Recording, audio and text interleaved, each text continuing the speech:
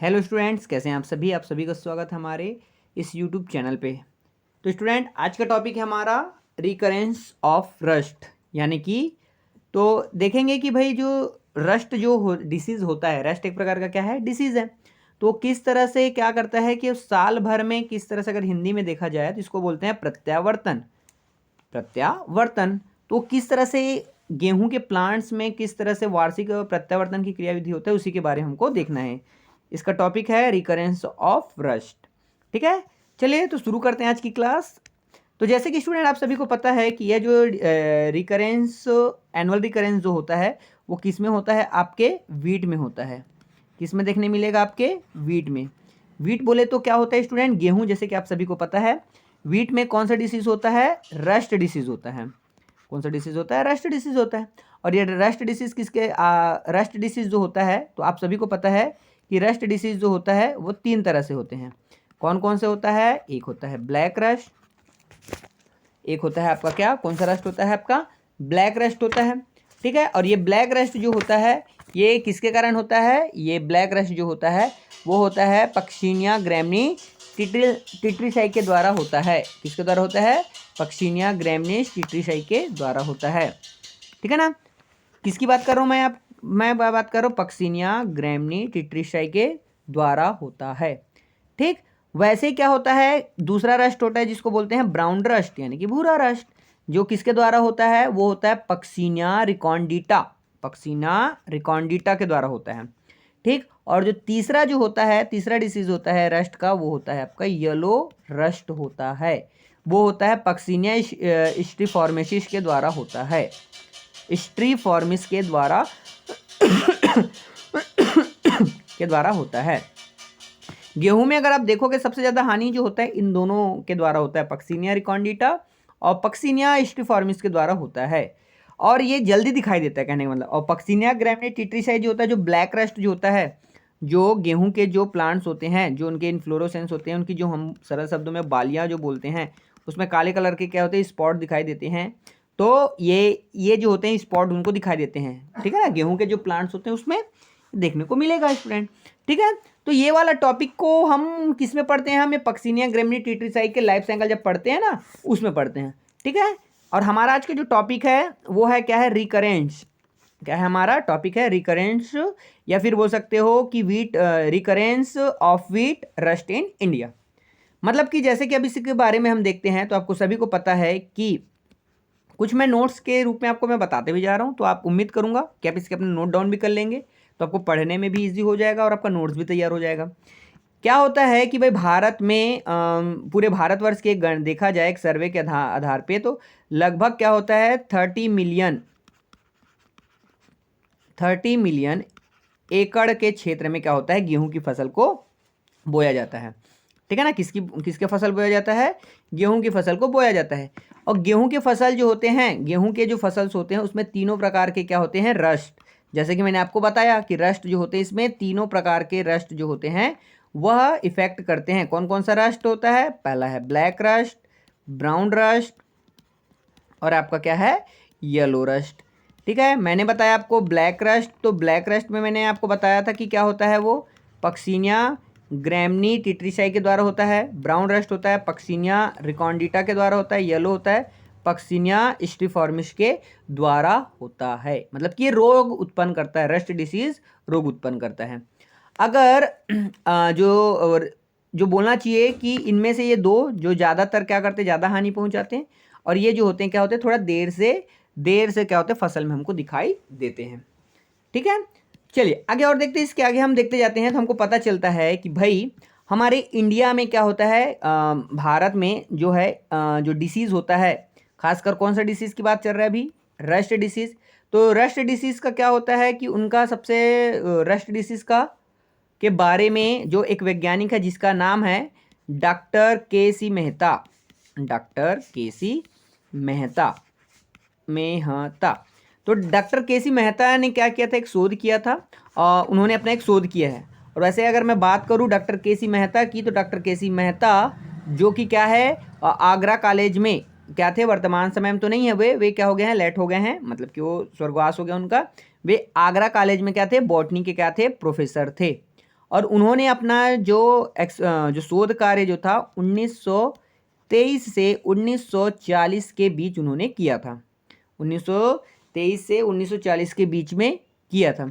और उन्होंने जैसे कि उन्होंने बताया था कि जो रस्ट जो डिसीज़ होते हैं वे क्या करते हैं, अपना जो डिसीज़ को सबसे पहले क्या करेंगे, वीट पे इसका साइकिल होता है। फिर उसके बाद क्या होता है कि वैकल्पिक पैरासाइटिक के रूप में, मतलब कि फैकल्टेटिव और पैरासे रूप में ये अपना इन्फेक्शन जो है कौन से प्लांट में करते हैं, ये जो होते हैं अपना बारबेरी, जो बारबेरी के जो प्लांट्स होता है उन प्लांटों में क्या होता है, वह उन पर अटैक करता है। और क्या करता है, बारबेरी के प्लांट पर जब अटैक करता है जिसके कारण उनमें होने वाले जो डिसीज़ होता है पौधों में, या जो भी सिम्टम्स दिखाई देता है आदि, इन इत्यादि बातों की क्या किया था, डॉक्टर केसी मेहता ने इन सब का शोध किया था और इन्हीं सब के बारे में उन्होंने बताया था। ठीक है, आगे अगर बात की जाए तो क्या होता है कि भाई एक टॉपिक जो हम पढ़ रहे हैं, क्या पढ़ रहे हैं हम लोग, एनुअल रिकरेंस।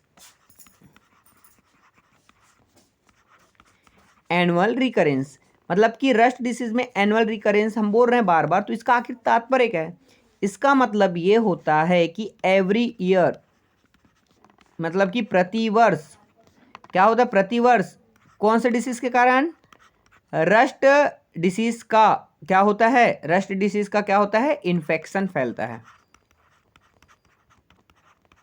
रस्ट डिसीज का प्रत्येक साल रस्ट डिसीज का क्या होता है, रस्ट डिसीज का क्या होता है, इन्फेक्शन होगा। किस पर होगा ये इन्फेक्शन, जैसे कि आपको सभी को पता है वीट पर होता है। तो जिसके कारण क्या आता है कि हम इंडिया में रहते हैं, तो हम इंडिया की बात करें जाए तो इंडिया में क्या होता है, लाखों करोड़ों वर्षों बोल रहा हूँ, प्रतिवर्ष क्या होता है, करोड़ों रुपए की क्या हो जाती है, करोड़ों रुपए की जो फसल होती है वो क्या हो जाती है, नष्ट हो जाती है।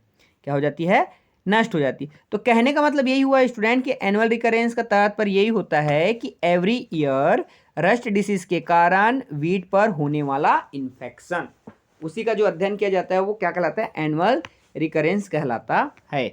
ठीक है, फिर जैसे आप सभी को पता है कि हमारे भारत देश में गेहूं एक बहुत ही इम्पोर्टेंट हम महत्वपूर्ण बोल सकते हैं एक क्रॉप होता है सभी खाने की दृष्टि से। तो जिसमें क्या होता है कि आपको मैंने बताया था कि इसमें 3 तरह के जो रस्ट जो होंगे वो स्पीसीज के द्वारा होगा, ब्लैक रस्ट, ब्राउन रस्ट और येलो रस्ट के द्वारा होता है। ठीक है, ये सब मैंने आपको पहले भी बताया। तो याद रखेंगे कि इन तीनों जो होते हैं ये सब कैसे होते हैं, ये हेट्रोसियस होते हैं। कैसे होते हैं, ये हेट्रोसियस होते हैं। हेट्रोसियस का मतलब क्या होता है स्टूडेंट, भिन्नाश्रयी। क्या होते हैं, भिन्नाश्रयी होते हैं। मतलब कि अपना लाइफ साइकिल जो है कंप्लीट करने के लिए क्या होते हैं, दो, कम से कम इसमें 2 होस्ट की क्या होती है, आवश्यकता होती है। मतलब कि कितनी आवश्यकता होगी, 2। तो आप सभी को पता है कि इसमें जो हेट्रोसियस होंगे तो इसमें 2 होस्ट होते हैं। पहला तो इसका क्या होगा, पहला होस्ट क्या होगा आपका, वीट होगा, जिसे क्या कहा जाएगा, जिसे कहा जाएगा प्राइमरी होस्ट कहा जाएगा। क्या कहा जाएगा उसे, प्राइमरी होस्ट कहा जाएगा। और जो दूसरा जो होगा इसमें वो या तो बारबेरी होगा या अदर कोई भी प्लांट्स होता है, बारबेरी होगा या अदर्स होगा। ठीक है, जो कि क्या कहलाता है, वो अल्टरनेट होस्ट कहलाता है। वो अल्टरनेट होस्ट की तरह क्या करता है, कार्य करता है। ठीक है, तो कहने का मतलब ये है, जैसे कि अगर मैं बात करूं, ये अगर दोनों की स्थिति अगर मैं बात करूं तो किस में देखने मिलेगा हमको, ये हमको देखने को मिलेगा ब्लैक रस्ट में मिलेगा। ब्लैक रस्ट में मिलता है। ब्लैक रस्ट किसके द्वारा होता है आपका, पक्सिनिया ग्रैमनीस टिट्रीसाई टिट्रीसाई के द्वारा होता है। जिसमें से प्राइमरी होस्ट कौन होता है, इसका प्राइमरी होस्ट जो होता है वो प्राइमरी होस्ट कौन होता है आपका, वीट होता है। और इसका जो अल्टरनेट जो होस्ट होता है, जो अल्टरनेट होता है वो क्या होता है, अल्टरनेट जो होस्ट होता है वो कौन होता है आपका, बारबेरी होता है। क्या होता है, बारबेरी होता है। ठीक है, समझ आ गया। ये हो गया किसका, आपका ब्लैक रस्ट के बारे में हुआ। सेम अगर मैं बात करूं किसके बारे में, आपके ब्राउन रस्ट के बारे में बात करूं, तो ब्राउन रस्ट की अगर मैं बात करूं तो आपको पता है कि इसके किसके द्वारा होता है, ये होता है आपके पक्सिनिया रिकॉन्डिटा के द्वारा होता है। रिकॉन्डिटा, पक्सिनिया रिकॉन्डिटा के द्वारा होता है।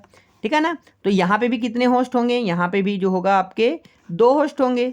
कितने होस्ट होंगे यहाँ पे? 2 होस्ट होंगे। पहला क्या होगा आपका? प्राइमरी होस्ट होगा, जो कौन होगा? आपका वीट होगा। और इसका अल्टरनेट होस्ट कौन होगा?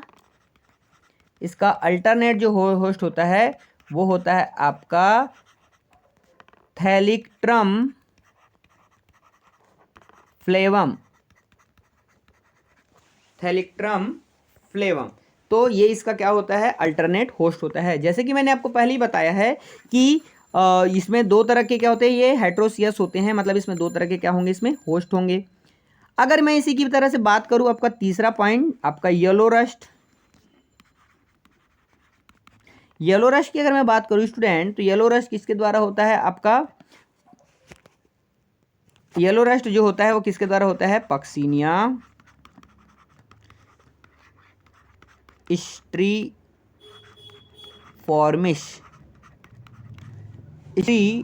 डबल आई आएगा, स्ट्रीफॉर्मिस के द्वारा होता है। तथा जो है इसका सेम वही होगा। इसका प्राइमरी होस्ट कौन होगा? प्राइमरी होस्ट होगा, इसका प्राइमरी होस्ट होगा आपका वीट होगा, नो डाउट। और इसका जो ऑब्जेक्टिव बोल सकते हो या अल्टरनेट होस्ट बोल सकते हो आपका, वो होता है आपका म्यूहलेन वर्जिया। म्यूहेल MUEHLENBERGIA म्यूहेलेन बर्जिया ह्यूगेली। ह्यूगेली ये इसका क्या होता है? ऑब्लिगेट क्या होता है, या ऑब्लिगेट ये बोल सकते हो।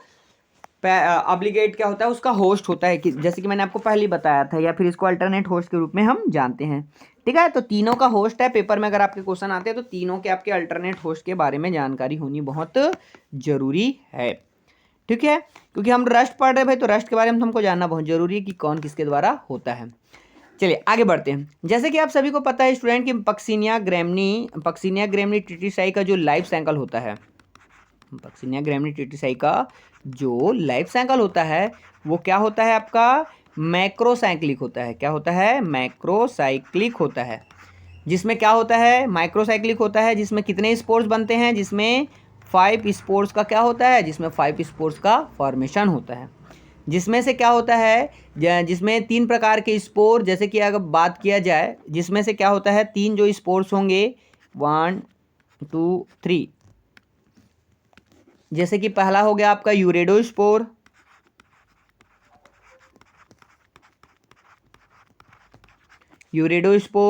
दूसरा हो गया टेलिटोस्पोर, तीसरा हो गया बेसिडियोस्पोर।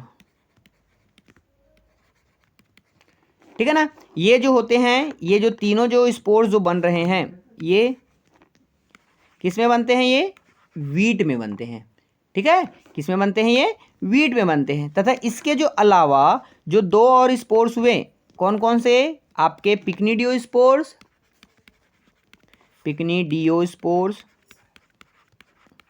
और तीसरा है आपका एसिडियोस्पोर। एसिडियो भी लिख सकते हो या एसियोस्पोर भी लिख सकते हो। ठीक है ना? तो क्या होता है आपका? यूरेडोस्पोर, टेलिटोस्पोर। इस वाले इसको पैराग्राफ को देखते हैं अपन। तो देखो, यूरेडोस्पोर, टेलिटोस्पोर और बेसिडियोस्पोर ये किस में बनते हैं? आपके वीट में बनते हैं। टोटल इसमें कितने स्पोर बनेंगे बोला मैंने? 5। तो 3 इसमें हो गए वीट में, बचा कितना आपका? 2। तो सीधी सी बात है, तो 2 जो स्पोर्स बचा वो किस में होगा आपका? ये होगा आपका बारबेरी में होगा। किस में होगा? ये बारबेरी के प्लांट में होता है। ठीक, ये आपकी स्पोर्स के बारे में हो गया। आगे हम बात करते हैं तो क्या होता है? गेहूं के जो प्लांट को इन्फेक्शन करने की क्षमता सिर्फ किस में होती है? 2 चीज में होगा।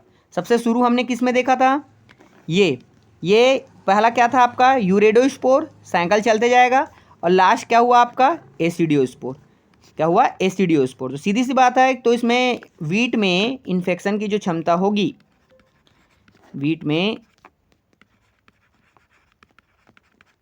में इन्फेक्शन की जो क्षमता होती है वो सिर्फ 2 में होती है। एक होता है आपका यूरेडोस्पोर्स, और दूसरा होता है आपका एसिडियोस्पोर।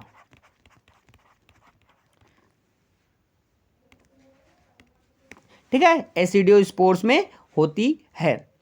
और जबकि बारबेरीज में क्या होता है, बारबेरीज किससे संक्रमित होगा, तो बारबेरीज जो होगा आपका वो सिर्फ क्या होता है, बेसिडियोस्पोर से होता है। बारबेरी को इन्फेक्शन जो होगा उनमें वो किस में होगा, आपका बेसिडियोस्पोर से होगा। बेसिडियो किससे होगा, वो बेसिडियोस्पोर से होता है। ठीक, तो ये हुआ इसका थोड़ा भी अभी जो इसकी क्लास जो आप देख रहे हैं, अब इसको पॉइंट बना बना के ही आप क्या करेंगे स्टूडेंट, आप इसमें लिखेंगे। जैसे कि आपको आगे पॉइंट बढ़ते हैं। जैसे कि आप सभी को पता है कि भारत में क्या होता है, वीट जो होता है, गेहूं की जो फसल होता है इन इंडिया, या भारत में बोल सकते हो, भारत में जो होता है, जो मैदानी इलाके जो होते हैं, मैदानी इलाके जो होते हैं उन भागों में पाई जाती है। और इनको क्या करते हैं, इन्फेक्शन करने वाले वीट ना, तो वीट जो होते हैं मैदानी इलाकों में बोई जाती है, और इनको इन्फेक्शन करने वाले, इनको क्या होते हैं, इन्फेक्शन करने वाले जो क्या होते हैं आपको, कौन इन्फेक्शन करेगा इसको, रस्ट। तो रस्ट क्या करेगा, इनको इन्फेक्शन करेगा। तो इनका जो ऑब्लिगेट जो पैरासाइट होता है, जो होता है वो, जैसे कि क्या नाम है आपका, ये वीट पे तो अटैक करेंगे क्योंकि ये मैदानी इलाकों में पाए जाते हैं। लेकिन जो दूसरा जो इसका अल्टरनेट वाला जो होता है, जो क्या होता है आपका, बारबेरी। तो बारबेरी जो होता है वो कहाँ पे पाया जाता है, वो पहाड़ी इलाकों में पाया जाता है। वह 3000 से लेके 8000 फुट की ऊंचाई वाले इलाकों में या एरिया में क्या होता है, पाया जाता है। उसके बावजूद भी सोचो कि फंजाई अपना जो है लाइफ साइकिल क्या कर लेता है, लाइफ साइकिल अपना पूर्ण कर लेता है। मतलब पहले वीट में अपना लाइफ साइकिल को कंप्लीट करेगा, और उसके बाद फिर वो मैदानी इलाकों से उड़ कर क्या है, मैदानी इलाकों से क्या होगा, वो पहाड़ी इलाकों में, पहाड़ी इलाकों में भी क्या हो जाता है, वो चला जाता है। मतलब कि इस तरह से एवरी ईयर क्या होता है, जो मैदानी इलाके जो होते हैं वो जो फसल होती है गेहूं की, वो रस्ट के कारण क्या हो जाती है, वो प्रभावित होती है।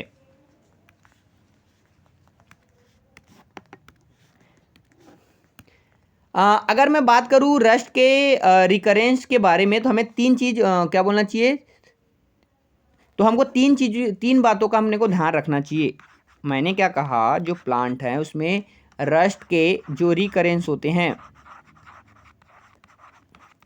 रस्ट में जो रिकरेंस होते हैं उनके बारे में हमको तीन चीज़ों को क्या है, ध्यान रखना चाहिए। पहला क्या रखना चाहिए कि ध्यान देने योग्य क्या है, ध्यान देने योग्य बात यह है कि रस्ट के बारे में पहला, जैसे कि आपको पता है कि भाई जो बारबेरीस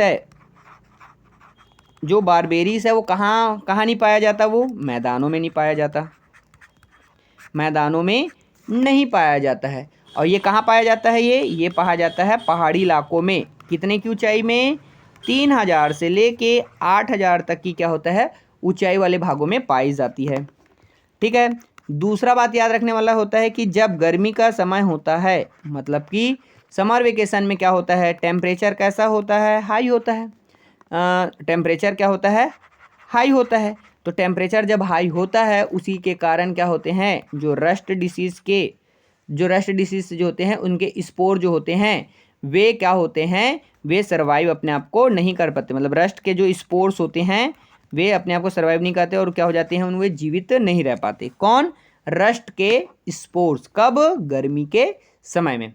फिर तीसरी बात याद रखेंगे इसमें कि जो पहाड़ों पर जो बारबेरीज में जो पाया जाने वाला, जो जैसे मैंने बताया ना कि बारबेरीज की जो पत्तियां होती वहीं पाया जाएगा, तो उनके जो स्पोर्स हैं जो रस्ट उत्पन्न करते हैं जो मैदानी इलाकों में, तो वे वाले जो पक्सीनिया ग्रैमिनीस के जो बारबेरीज के जो रस्ट वाले होते हैं, उनके जो स्ट्रेन होते हैं, और गेहूं में पाए जाने वाले स्ट्रेन, ये हो गया आपका बारबेरी का और ये हो गया वीट का। दोनों के स्ट्रेन क्या एक समान होंगे क्या, बिल्कुल भी नहीं होंगे। दोनों के स्ट्रेन क्या होंगे, अलग अलग होंगे, क्योंकि दोनों का एरिया क्या है, अलग अलग होता है। एक ठंडे इलाकों में और एक गर्म इलाकों में पाया जा रहा है। ठीक है। तो इसलिए यह आप जानें कि दोनों के स्ट्रेन कैसे होते हैं, भिन्न होते हैं। तो इन तीन बातों को और उपयुक्त बातों से अब इतना तो स्पष्ट हो जाता है कि मैदानों में क्या होता है, जो मैदानी इलाके जो होते हैं, जो मैदानी जो इलाके होते हैं, उन इलाकों पे क्या होता है आपका, जो रस्ट डिसीज होता है वह इनोकुलम नहीं होता है मैदानी इलाकों में। फिर भी क्या होता है, प्रतिवर्ष क्या होता है, एवरी ईयर क्या होता है, जनवरी से लेके मार्च के बीच कि ये डिसीज क्या हो जाता है, हमको दिखाई में देखने को मिलता है। और ये तभी होता है, तब क्या होता है, मतलब कि कह सकते हो कि रस्ट रिकरेंस जो होता है, annual rust recurrence, annual rust recurrence केवल तभी संभव होता है जब इस रोग के स्पोर मैदानी इलाकों के अलावा क्या हो सके, किसी अन्य क्षेत्र से आकर फसल को क्या कर सके, इन्फेक्शन कर सके। क्यों? क्योंकि मैंने आपको क्या बताया, मैदानी इलाकों में पाए जाते हैं, अत्यधिक गर्मी होती है, गर्मी होने के कारण क्या हो जाती है, गर्मी हो जाती है, जिसके कारण इसके स्पोर क्या हो जाते हैं, बताया था मैंने, नष्ट हो जाते, बताया था। ठीक है ना। जब स्पोर्स क्या हो गया, जब इसके स्पोर्स जो हैं वो नष्ट हो जाते हैं तो बचे ही नहीं, तो फिर भी क्या होते हैं, फिर भी जनवरी मार्च के महीने में के बाद भी क्या होते हैं, फसल क्या हो जाते हैं भाई, फसल जो होते हैं नष्ट हो जाते हैं। वो ऐसा इसलिए हो रहा है क्योंकि मैदानी इलाकों के अलावा किसी अन्य इलाकों से आकर कोई रस्ट के स्पोर्स क्या कर रहे हैं, प्लांट को क्या करते हैं, इन्फेक्टेड करते हैं।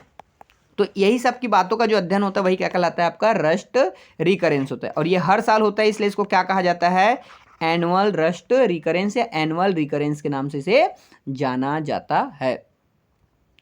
अगर इसी की बात किया जाए तो जो आपको मैंने बताया था, जो इसके शोध करता थे doctor KC. Mehta. Doctor KC. Mehta ने क्या किया, जब अपने शोध किया तो उन्होंने अपने शोध में इस बात को बताया कि जो स्पोर्स जो होते हैं, स्पोर्स जो होते हैं वो क्या होते हैं, समर वेकेशन होता है तो क्या होते हैं, अपने लाइफ को सर्वाइव नहीं कर पाते हैं। लेकिन जो बारबेरीज के जो होते हैं वो ठंडे इलाकों में होते हैं, वो वहाँ से क्या होते हैं, सर्वाइव होते हैं। तो इसके लिए क्या होता है कि उनका कहना यह था कि जो बारबेरीज के जो स्पोर्स होते हैं वही क्या होते हैं, वही इन्फेक्शन करते हैं। इस बात को प्रूव करने के लिए डॉक्टर के.सी. मेहता ने क्या किया था, जो बड़े बड़े जो हिल स्टेशन होते हैं, बड़े बड़े पहाड़े होते हैं, उन इलाकों पर उन्होंने क्या किया, रिसर्च सेंटर की क्या कर दी, वहाँ पे उन्होंने स्थापना कर दी। किसकी? रिसर्च स्टेशन मतलब होता है शोध केंद्र की स्थापना की। अगर मैं एग्जाम्पल के रूप में बात करूं तो आपने बहुत अच्छा नाम, ये जो नाम है आपने जरूर सुना होगा, जिसका नाम है शिमला, अल्मोड़ा। अल्मोड़ा भी शिमला में ही है, अल्मोड़ा। ठीक है, नारकुंडा, मुक्तेश्वर आदि स्थानों पर उन्होंने की है। और उन्होंने क्या किया है कि डिफरेंस जो सीजन होते हैं उसमें भी क्या हुआ है, विषाणु बोल रहा हूँ, स्पोर का क्या है, उनका संचलन को यानी कि मूवमेंट को उन्होंने देखा है। किसने देखा? के.सी. मेहता ने देखा। ठीक है, फिर से मैं बोलूंगा क्या होता है रिकरेंस। रिकरेंस मतलब होता है कि एवरी ईयर क्या होता है, फसल पे होने वाला इन्फेक्शन, वही क्या कहलाता है, रिकरेंस। ठीक, तो चलिए ये हुआ। अब बात करते हैं, ये तो हुआ, इसके बाद अब अगला टॉपिक, अगला हेडिंग डालेंगे अपन, क्या है अपना, source of infection in the hills. मतलब सोर्स मतलब ये बोला जा रहा है कि इन्फेक्शन होगा कहाँ पे, हिल में होगा। तो आप सभी को पता है कि भारत के जो पहाड़ी क्षेत्रों में जो है, इनके इनाकुलम के क्या होते हैं, दो स्रोत होते हैं। तो पहला स्रोत ये कहता है कि जो बारबेरीज जो होता है, बारबेरीज से उत्पन्न होने वाला कौन सा स्पोर्स होता है, उससे उत्पन्न आपका एसिडियोस्पोर, एसियोस्पोर से एसिडियोस्पोर जो होता है, किससे उत्पन्न होता है, वो बारबेरीज से। ठीक है ना। तो बारबेरीज के से जो उत्पन्न होने वाले जो एसियोस्पोर जो होता है, वो रिकरेंस के लिए क्या करेगा, रिकरेंस के रूप में वो primary inoculum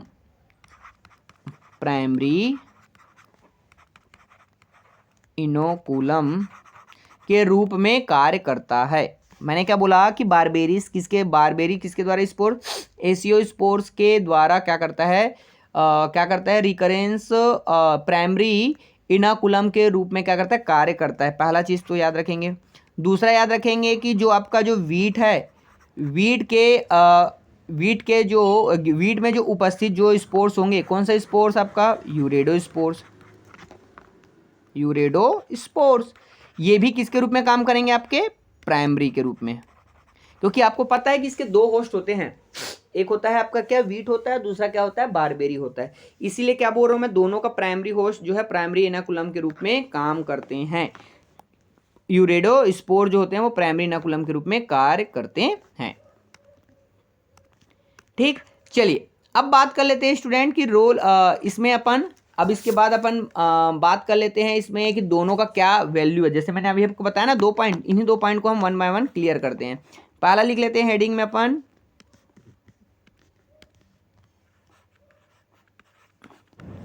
role of berberis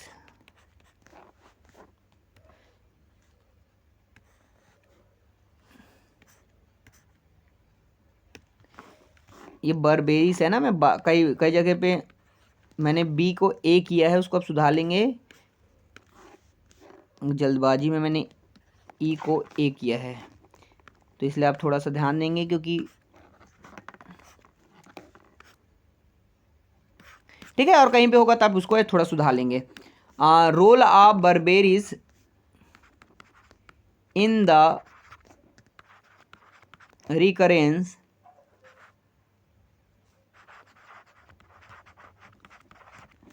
of disease. ठीक, चलिए ये अपना टॉपिक है, इस टॉपिक को हम पढ़ते हैं। जैसे कि पता है भाई कि आपका जो बर्बेरिस जो है, बर्बेरिस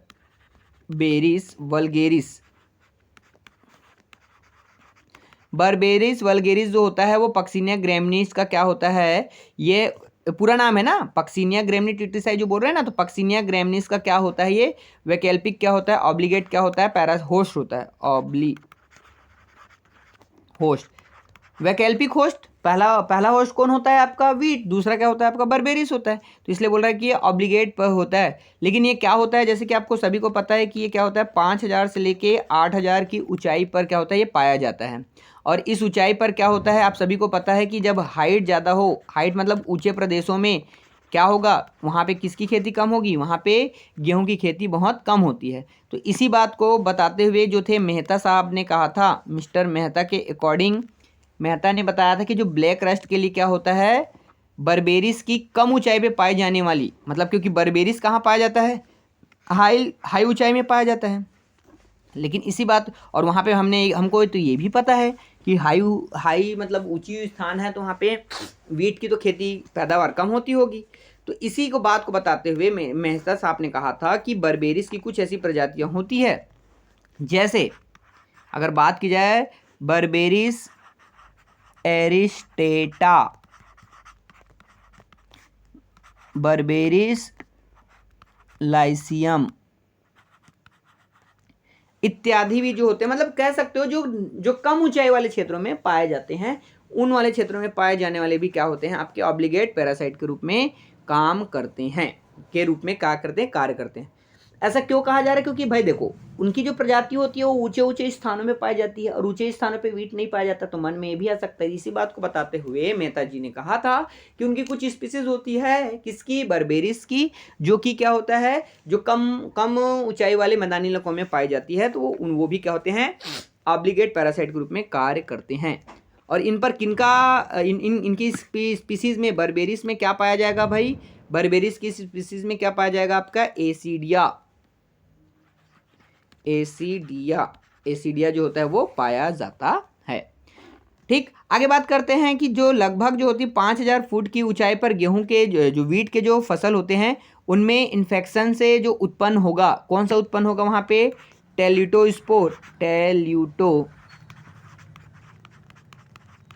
टेल्यूटोस्पोर जो होता है वो क्या होता है, ग्रामीण बोल दो जी, आपके ग्रीष्म काल में क्या होता है, समर अवस्था में क्या होता है, सुसप्ताह समय रहते हैं, डॉर्मेंसी पीरियड में रहेंगे।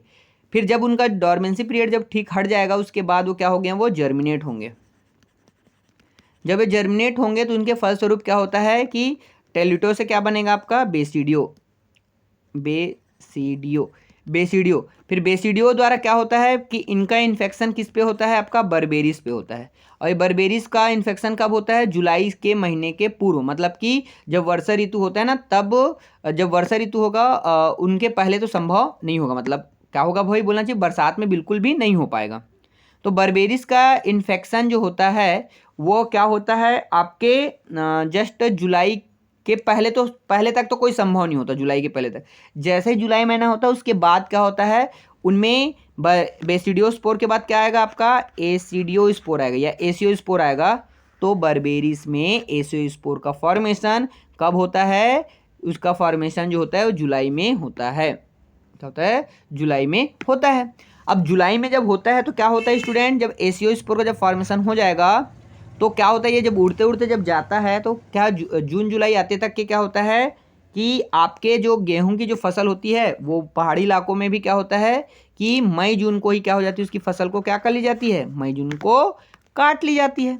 जिसके कारण अब उसके बाद क्या होता है, और उसकी जो न्यू जो फसल होती है, न्यू फसल जो होती है वो कब बोई जाती है, आपके अक्टूबर में बोई जाती है। लेकिन जो कब की बात चल रही है अभी, जुलाई में। जुलाई में क्या डेवलप हो गया, एसियोस्पोर बन के रखा है।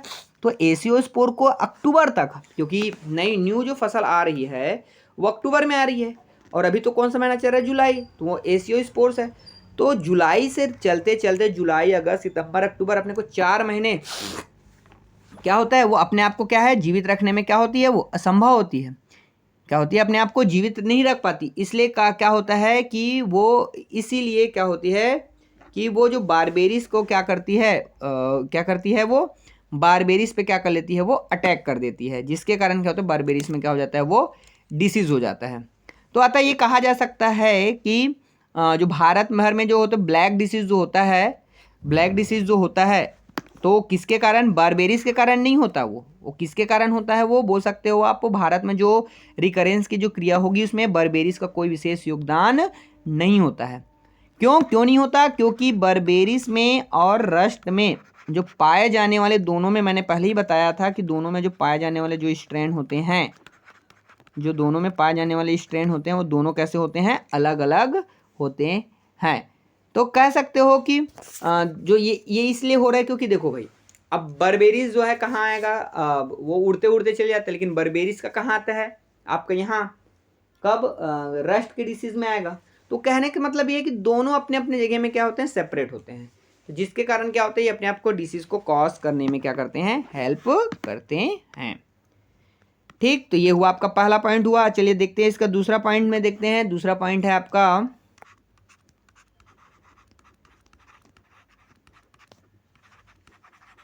Important of urediospores in the